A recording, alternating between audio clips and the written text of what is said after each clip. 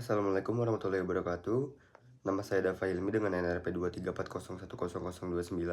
Di sini saya akan mempresentasikan untuk mata kuliah manajemen strategik yang berjudul Penetapan Arah dan Visi Strategik yang membahas tentang nilai-nilai, visi, misi, dan tujuan dari MK.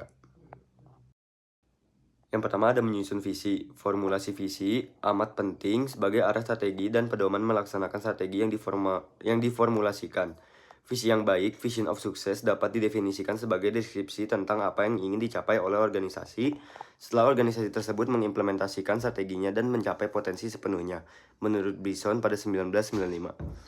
Visi yang terumuskan dengan baik setidaknya harus memiliki dua unsur utama, yaitu ideologi inti dan membayangkan masa depan. Menurut Collins dan Porras pada tahun 1998, ideologi inti yang berada di dalam sisi yin menunjukkan posisi di mana sekarang kita berada dan eksistensi mengapa kita ada. Yin tidak akan pernah berubah dan melengkapi gambaran masa depan yang. Gambaran masa depan atau yang adalah apa yang kita cita-citakan, misalnya akan menjadi apa yang hendak dicapai, apa yang hendak dihasilkan. Lalu yang selanjutnya ada ideologi inti. Ideologi inti menunjukkan karakter abadi sebuah organisasi dan merupakan identitas yang begitu penting, yang bahkan melebihi model manajemen siklus hidup barang atau pasar, dan terobosan teknologi dalam sebuah perusahaan. Ideologi inti memberikan sumbangan yang paling signifikan secara terus-menerus kepada siapa saja yang akan merumuskan sebuah visi. Dalam merumuskan visi, perlu dipahami bahwa lebih penting untuk terlebih dahulu mengenali siapa diri kita atau organisasi kita daripada tujuan kita atau organisasi kita. Karena tujuan dapat berubah sejalan dengan perubahan lingkungan sekitar. Seorang pemimpin bisa meninggal, produk bisa usang, pasar berubah, teknologi baru muncul, manajemen datang dan pergi. Namun ideologi inti akan tetap bertahan sebagai sumber arah dan inspirasi. Yang selanjutnya ada nilai inti. Nilai inti merupakan prinsip atau ajaran-ajaran pokok sebuah organisasi. Nilai inti tidak memerlukan penilaian dari luar organisasi karena sudah memiliki nilai dan kepentingan intrinsiknya sendiri.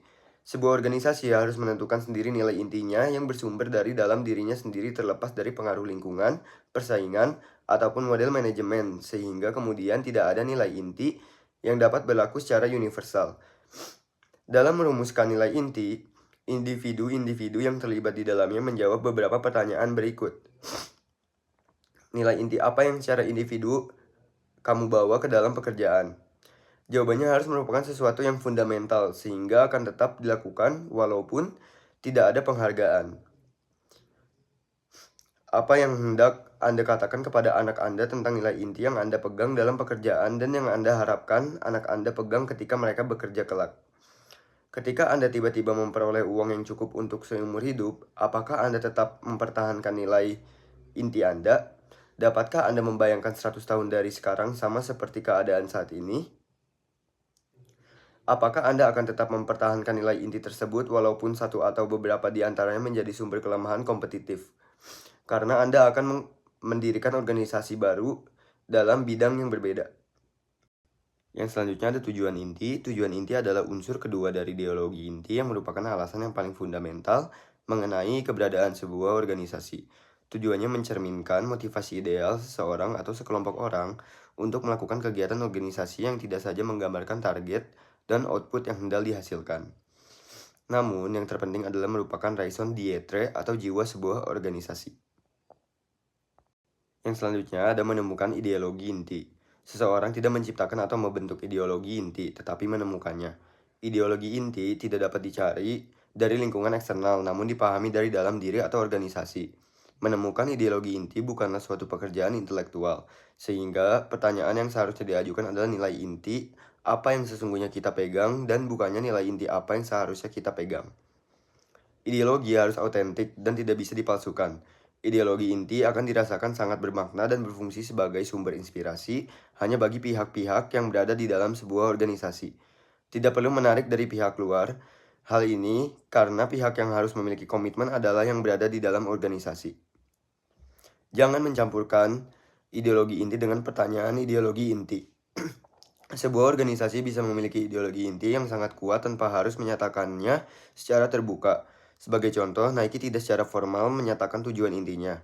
Namun jika diamati lebih mendalam, ia memiliki tujuan inti yang sangat kuat meresap ke seluruh bagian. organisasi, yaitu merasakan rasa kompetisi, menang, dan mengalahkan lawan. Jangan pula mencampur adukan antara ideologi inti dengan kompetensi inti. Kompetensi inti adalah konsep strategik yang menjelaskan kapabilitas sebuah organisasi, sedangkan ideologi inti menunjukkan alasan keberadaan sebuah organisasi. Yang selanjutnya ada menggambarkan masa depan. Komponen penting kedua dari kerangka visi adalah menggambarkan masa depan yang terdiri dari dua bagian, yaitu tujuan 10-30 tahun dan gambaran yang hidup mengenai bagaimana cara mencapai tujuan. Visi BHAG, organisasi yang visioner harus memiliki tujuan, goals yang besar, big, panjang, hairy, dan kuat, audacious, atau disingkat dengan BHAG sebagai cara yang ampuh untuk merangsang kemajuan. Semua organisasi memiliki tujuan, namun ada perbedaan antara hanya sekadar memiliki tujuan dengan kesediaan untuk menghadapi tantangan yang besar dan sulit seperti mendaki Mount Everest. BHAG yang sebenarnya merupakan katalisator semangat sebuah tim. Walaupun sebuah organisasi bisa memiliki beberapa BHAG dalam setiap tingkatan operasional pada saat bersamaan, namun sebuah visi memerlukan jenis BHAG yang khusus, yaitu visi BHAG yang dapat diterapkan pada semua tingkatan operasional dan membutuhkan usaha selama 10-30 tahun untuk mencapainya. Untuk membentuk BHAG yang berpandangan jauh ke depan diperlukan pemimpin yang sangat visioner. Yang selanjutnya, karakter visi yang baik umumnya memiliki ciri 1. Berorientasi ke depan, artinya memberikan gambaran yang menyeluruh tentang apa yang diinginkan oleh daerah. 2. Inspiratif, artinya mendorong semua orang untuk menuju imajinasi atau impian yang disepakati. Ketiga, ada realistis, artinya berupaya mencapai gambaran realitas yang paling optimal selama kurun waktu tertentu. Walters pada tahun 2002. Korak Strategi in Action 5.1 memberikan contoh visi Kabupaten Nabir di Provinsi Papua yang memenuhi kriteria ini.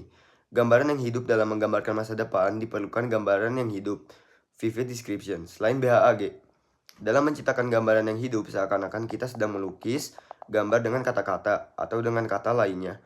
Menerjemahkan visi dari kota-kota menjadi gambaran yang mudah dibayangkan orang. Hal ini sangat penting untuk menjadikan tujuan yang besar, panjang, dan kuat BHAG tersebut terlihat tangible dalam pikiran banyak orang. Keinginan yang besar, emosi, dan keyakinan adalah bagian yang sangat penting dalam menciptakan gambaran yang hidup. Ini Richard Min, misalnya dari sebagaimana Sony mengidentifikasi ideologi inti dan menggambarkan masa depan. Untuk selanjutnya akan dilanjutkan oleh rekan saya.